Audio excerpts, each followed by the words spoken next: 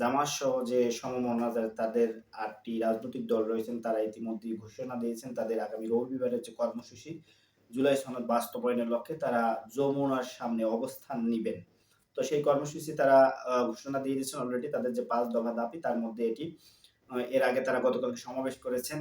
তো এখন বিএনপির আ সরাসরি তাদের যে বক্তব্য তারা এই জুলাই সনদ এখনই চাচ্ছে না। তারা টাকার যেটা কথা বলছেন সেটা হলো কথার কথা।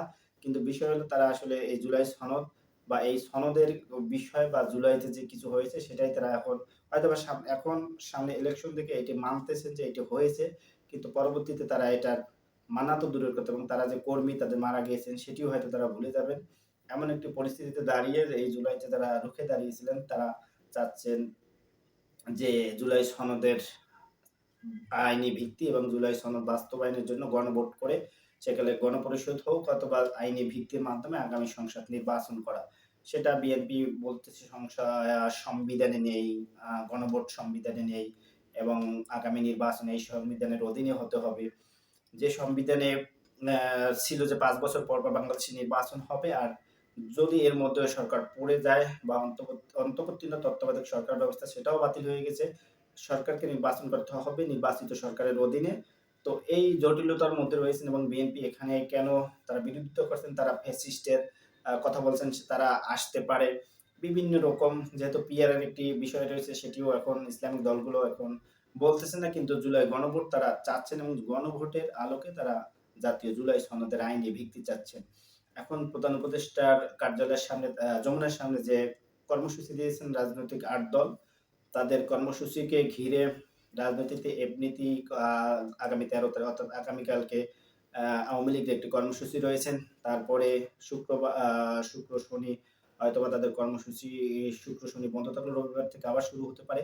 তো সামনে নির্বাচনকে ঘিরে আসলে নানান সমীকরণ জটিলতা নিয়ে এখন রাজনৈতিক দলগুলো এগাচ্ছে এবং বিএনপি তাদের রাজনৈতিক কর্ম যেটা তাদের কর্মসূচি সেগুলো তারা দিয়ে যাচ্ছেন এবং তাদের এই যে জুলাই সনদের বিষয়টা আসলে তারা এখন ইগনোর করতেছেন এবং জুলাই একটি জেনারেশনের বিরুদ্ধে তারা দাঁড়িয়েছেন। যেটির ফল এখন আওয়ামী লীগ ভোগ করতেছে। একটি জেনারেশনের বিরুদ্ধে যখন দাঁড়িয়েছিলেন যেহেতু এই জেনারেশন জুলাই সনদ চাচ্ছেন, নূতন বাংলাদেশ চাচ্ছেন, বিএনপি সেটা চাচ্ছেন না এবং নোট অফ ডিসেন্ট গুরুত্বপূর্ণ বিষয়গুলো নোট অফ ডিসেন্ট দিয়েছেন যে কারণে যারা এই জুলাই গণ অভ্যুত্থানে যারা অংশীজন তারা কিন্তু তাদের সাথে জোট করতে চাচ্ছেন না। কারণ তাদেরকে সেই ৯০ সালের অভ্যুত্থানের পর যেসব বিষয় সংস্কারের কথা ছিল সেটা তারা ক্ষমতায় গিয়ে সেটা আর করেননি। সে কারণে বিএনপিকে কেউ বিশ্বাস করতে চাচ্ছে না এবং তাদের কথাবার্তা, তাদের অ্যাটিটিউড এবং তাদের নেতাদের এখন বক্তব্যে স্পষ্ট হচ্ছে জুলাই সনদ বা জুলাইয়ের বিষয়ে তারা হয়তোবা আগামীতে এটা তাদের ভাবারও বিষয় না এবং এটা তাদের মনেরও বিষয় না এবং এটা তাদের এখন যে আগে যেটা তাদের চাপা ক্ষোভ ছিল বা চাপা কথা ছিল সেটা এখন তারা প্রকাশ করতে শুরু করেছে যে আগামীতে হয়তোবা তারা এই জুলাই বলতে যে কিছু হয়েছে সেটাই তারা এটা বিপ্লবও বলতে চাচ্ছেন না। এটা অভ্যুত্থানও বলতে চাচ্ছেন না। এটা তারা কোনো কিছুই স্বীকৃতি দিতে চাচ্ছেন না যে এটা এখানে কিছু হয়েছে। অর্থাৎ এটি যদি তারা এই এই জুলাই অভ্যুত্থান বা জুলাই গণঅভ্যুত্থানের যদি স্বীকৃতি দেয় তাহলে তাদের যে একটি রাজনৈতিক দল এখানে একটি বিষয় দাঁড় করাবেন সেজন্য হয়তোবা তারা করছেন না। যেহেতু এনসিপি জুলাই অভ্যুত্থানের একটি শক্তি অনেকেই মনে করছেন তাদের নেতৃত্ব হয়েছে। সে কারণে এটি যদি তারা স্বীকৃতি দেয় তাহলে হয়তোবা তারা এখানে একটি বাড়তি ক্রেডিট পাবেন। সে কারণে বিএনপি চাচ্ছেন না এখানে কোনো কিছু করার জন্য যেটা তাদের নোট অফ ডিসেন্ট সেটা ছিল মানুষকে ধোঁকা দেওয়া। এরপর তারা যেটা করতে চাচ্ছেন সেটা হচ্ছে এটা তারা করবেন না। নোট অফ ডিসেন্ট নিয়ে রেখেছেন অর্থাৎ সামনে ভোট, ভোট পাওয়ার জন্য মানুষকে বোঝানোর জন্য ওইদিন গণভোট এরপরে জুলাই এটা সংসদে যেতে হবে।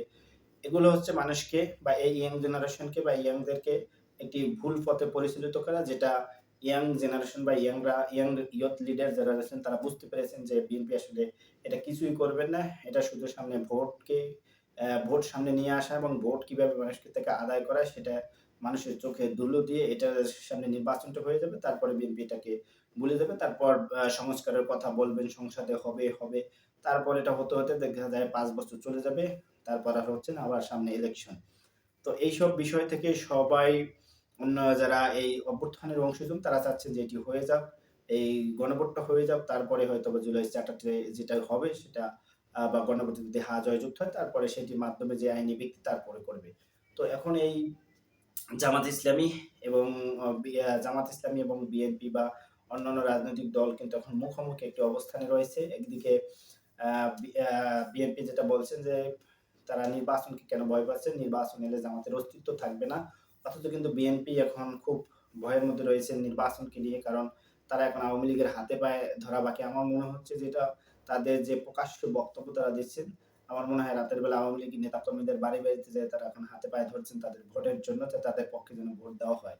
কারণ তারা জানে যে তারা যে অপকর্মগুলো করেছেন তাদেরকে ভোট দেবে না সাধারণ মানুষ। সে কারণে তারা এখন আওয়ামী লীগের হাতে পায়ে ধরে তাদের সে সাধারণ কর্মীদের ভোটটা আদায় করা তাদের হচ্ছে লক্ষ্য। তারপরে যেটা হবার সেটাই হবে, যেটা ৫ই আগস্টের পর হয়েছে, যেটা মানুষ এখন বুঝতে পেরেছে। কারণ আগে মানুষকে ভুল বোঝানো যেত এবং ভুল বক্তব্য, যেটা আমরা বিএনপির এখন যারা শীর্ষস্থানীয় নেতৃবৃন্দ রয়েছেন তাদের এখন মূল কাজ হচ্ছে জামাতের বিরুদ্ধে নেগেটিভ ফটো এডিট করে, অর্থাৎ ফটো কাট ছড়ানো।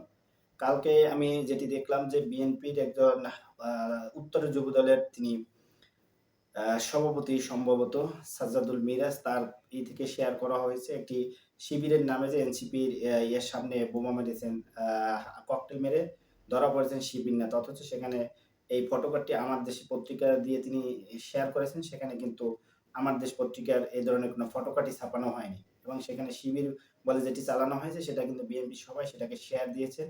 এবং ছাত্রদলের আরেকজন দেখলাম ঢাকা ইউনিভার্সিটিতে যে হলে একজন ভিপি প্রার্থী, হল ভিপি প্রার্থী, তিনি হল ভিপি একটা সানজিদা, তিনি ক্যান্টিনে কারো কাছে ৳২,০০,০০০ চাঁদা চেয়েছে, সেটাকে শিবির বলে চালিয়ে দিয়েছিলেন। তিনি হচ্ছেন ছাত্রদলের কমিউনিটি কলেজের সম্ভবত আহ্বায়ক। তো সে এটি শেয়ার করেছেন। অথচ তিনি হচ্ছেন স্বতন্ত্র থেকে নির্বাচন করেছেন। তাদের প্রত্যেকটা ছাত্রদল থেকে যুবদল, তাদের এখন প্রত্যেকের কাজ হচ্ছে তারা একটি সবাই সোশ্যাল মিডিয়ায় অ্যাক্টিভ এবং তারা জামাত এবং অন্যান্য এনসিপি বা আরো আদার্স যারা রয়েছেন তাদের ফটো কাট এডিট করে মানুষকে বিভ্রান্ত করে। অথচ মানুষ কিন্তু এটি শেয়ার দেয় এবং যেটি ভুল তথ্য। কারণ তাদের পেজে যারা রয়েছেন তারা জাতীয়তাবাদী আদর্শে তারা কিন্তু সেগুলো শেয়ার দেয়। সে কারণে কিন্তু ওগুলো ভাইরাল হয়। মানুষ কিন্তু পরবর্তীতে জানা যায় যে এটি জানার সহজ উপায় রয়েছে সোশ্যাল মিডিয়ার যুগ, যে এটি ভুয়া নিউজ।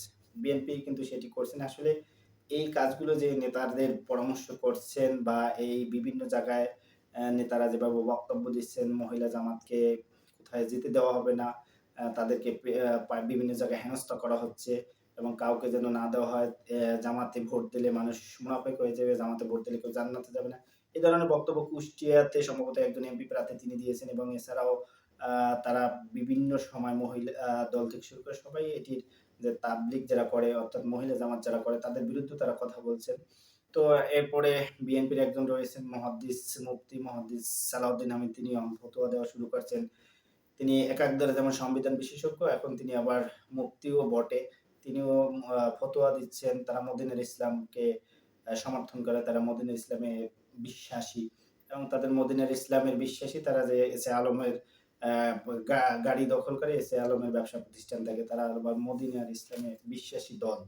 মদিনুল ইসলামে যেহেতু তারা বিশ্বাসী সেহেতু তারা এস এ আলমের ব্যবসা প্রতিষ্ঠান বাঁচিয়েছে। এটাও তাদের দায়িত্বের মধ্যে পড়ে বা মদিনুল ইসলামের মধ্যে পড়ে যে এস এ আলম ৮টি ব্যাংককে খালি করে ফেলেছে। ৮টি ব্যাংক ধ্বংস করে কোটি টাকা তারা পাচার করেছে। সেই এস এ আলমকে মদিনার ইসলামের মাধ্যমে তারা শেল্টার দিচ্ছে। তাদের এই রাজনৈতিক কর্মকাণ্ডে কিন্তু মানুষ অতিষ্ঠ হয়েছে। তারা গ্রামগঞ্জে বা এলাকার যে ভোটের যে অবস্থা সেখানে কিন্তু তাদের যে ভঙ্গুর অবস্থা সেটা কিন্তু তারা বুঝতে পারতেছে এবং জামাতকে নিয়ে তারা সারাদিন যদি কেউ ৫ মিনিট বক্তব্য দেয়, শুরুতেই জামাত দিয়ে শুরু করে। কারণ বিসমিল্লাহ সেটা তো নাই। শুরুতেই জিয়াউর রহমান, তারপরে চলে যায় জামাত, ৫ মিনিট দেয় জামাতের বিরুদ্ধে। সে কারণে হয়তো জামাতের বেশি প্রচারণা করা লাগছে না। এটা জাতীয়তাবাদী যারা রয়েছেন তারা করে দিচ্ছেন। এটাও কি জামাতের প্রচারের সুবিধাজনক জায়গা। যেহেতু জামাত তাদের নিয়ে এত মাথা ব্যথা করে না, তাদের নিয়ে সমালোচনাও করে না। কিন্তু তারা করেছে যাতে তাদের প্রচারণা করা হচ্ছে। যখন মানুষ ভাবে যে বিএনপি নেতারা কেন জামাত নিয়ে এত মাতামাতি করে, এটা নিয়ে কিন্তু তাদের প্রশ্ন ওঠে। কেন তারা ভাবে? অবশ্যই তাহলে জামাত তাদের মাথা ব্যাথার বিষয়।